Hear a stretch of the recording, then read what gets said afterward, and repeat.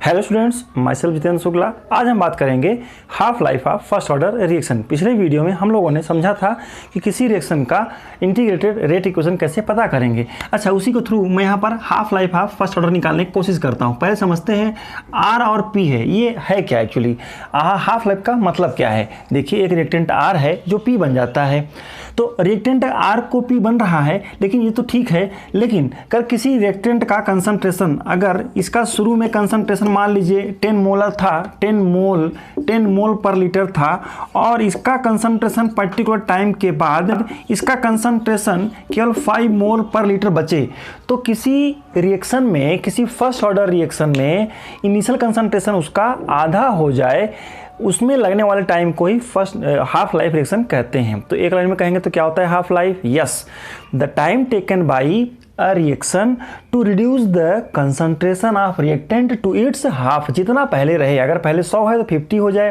पहले अगर 2 है तो फिर 1 हो जाए, तो जो भी टाइम लगे, मतलब हाफ लाइफ क्या कहलाएगा? किसी रिएक्शन में उसके कंसंट्रेशन ऑफ रिएक्टेंट का जो इनिशियल कंसंट्रेशन था उसको आधा करने में जो टाइम लगे उसी को कहा जाता है half life of reaction.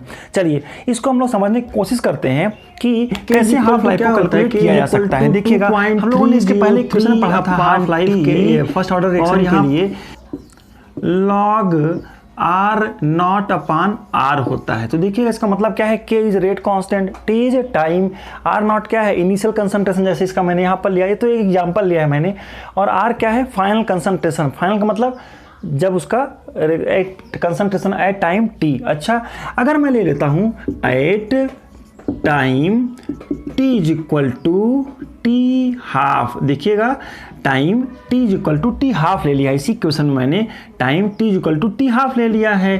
Then क्या हो जाएगा बताइए, तो तब आर इज इक्वल टू क्या हो जाएगा, इनिशियल कंसंट्रेशन का आधा हो जाएगा, क्योंकि टाइम क्या होता है, हाफ लाइफ का मतलब क्या होता है टी हाफ। हाफ लाइफ को टी हाफ से डिनोट किया जाता है। हाफ लाइफ को, ये आप ध्यान रखेंगे, हाफ लाइफ को यहीं पर मैं लिख देता हूँ, इसको टी हाफ से डिनोट किया जाता है।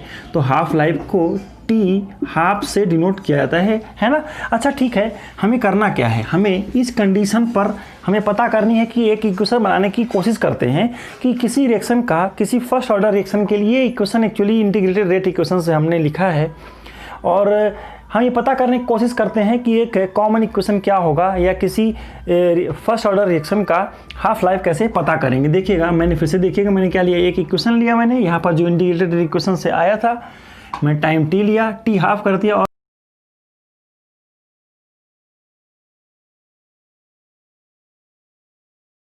Then concentration of R at time T half is R not upon 2 है।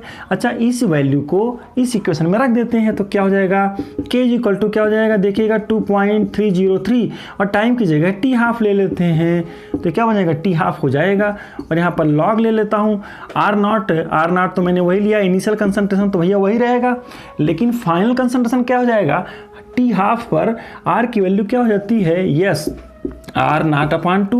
देखिएगा 2 ऊपर आ जाएगा, अपान के नीचे अपान होता है तो ये नंबर ऊपर आ जाएगा, और इससे ये कट जाएगा, तो मुझे क्या मिलेगा, थोड़ा इसको मैं रीअरेंज भी करता हूँ, इसको यहाँ लिख लेता हूँ यार, क्या कि T half is equal to क्या लिखूँ बताइए, तो 2.303 अपान के आप, है ना, तो टी हाफ के लिए ऐसा मैं कर रहा हूँ। लॉग इज इक्वल टू क्या हो जाएगा, log 2 हो जाएगा। थोड़ा इसको और आगे मैं सॉल्व करता हूँ तो क्या हो जाएगा, देखिएगा log 2 की वैल्यू या दिया रहता है, क्वेश्चन में नहीं दिया, तो लॉग टेबल से आप देखिए 3010 समथिंग हुआ करता है, log 2 की वैल्यू मैंने लिखा, और ये क्या है 2.303 अपान के क्या है सर, रेट कांस्टेंट है, ओके, टी हाफ ये हो गया। तो कहने का मतलब क्या हुआ, अगर इस पूरे क्वांटिटी को मैं और आगे सॉल्व करता हूँ, यहाँ पर मैं लिखता हूँ तो क्या हो जाएगा, T half is equal to, बोलिए टी हाफ क्या हो जाएगा, यस, इसको पूरा सॉल्व करते हैं, इसका मल्टीप्लाई करते हैं तो इसका आंसर आएगा 0.693 अपान क्या हो जाएगा के। तो स्टूडेंट्स, एक नई बात यहाँ देखने को मिल रही है कि half life of first order reaction is independent of initial concentration of reactant, मतलब रिएक्टेंट के कंसंट्रेशन से कोई मतलब ही नहीं है हाफ लाइफ का। कहने का मतलब क्या हुआ सर? मतलब ये हुआ कि half life is inversely proportional to rate constant. अगर आपको रेट कांस्टेंट पता है तो हाफ लाइफ आप निकाल लेंगे। चलिए इसी से रिलेटेड एक क्वेश्चन समझने की कोशिश करते हैं। चलिए तो यहाँ क्वेश्चन हमको दिख रहा है कि फर्स्ट ऑर्डर रिएक्शन है और रेट कांस्टेंट की वैल्यू यहाँ पर दिया हुआ है। Rate constant is equal to 5.5 into 10⁻⁻14 per second दिया हुआ है। अब खुद ही बोल दिया है क्या कि भैया आर से पी बन रहा है और ये फर्स्ट ऑर्डर रिएक्शन है। कैसी रिएक्शन है ये? फर्स्ट ऑर्डर रिएक्शन है ये। तो इसका मतलब ये है कि फर्स्ट ऑर्डर का हाफ लाइफ का फार्मूला क्या होगा? आपको निकालना क्या है? आपको टी हाफ निकालना, यही क्वेश्चन है।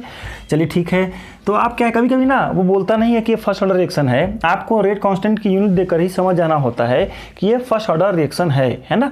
और उसके हिसाब से आप ये पता कर सकते हैं हाफ लाइफ। तो हाफ लाइफ का फार्मूला क्या निकाले थे? हम लोग निकाले थे, yes, T half is equal to 0.693 upon K की वैल्यू क्या है? के की वैल्यू है 5.5 इंटू 10⁻⁻14 पर सेकेंड है।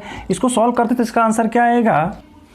तो 1.26 इंटू 10⁻14 और यूनिट क्या होगी? जल्दी से सोचिए। यस, यहाँ पर सेकेंड है, ये ऊपर आएगा तो क्या हो जाएगा? सेकेंड।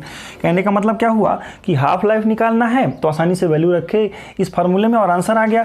कभी कभी ऐसा क्वेश्चन भी आता है कि के की वैल्यू पूछ लेता है तो आप क्या करिए, के को इधर ला दीजिए, 0.693 अपान क्या हो जाएगा? टी हाफ हो जाएगा। तो देखिएगा अगर आपको हाफ लाइफ पता है फर्स्ट ऑर्डर रिएक्शन का तो आप आसानी से के को कैलकुलेट कर सकते हैं। मतलब ये है कि half life of first order reaction is independent of initial concentration of reactant. चलिए स्टूडेंट्स, आई होप कि आपको समझ में आ गया होगा। चलिए ऐसे कुछ और क्वेश्चन को सॉल्व करने की कोशिश करेंगे। मिलते हैं अगले क्लास में। Thank you.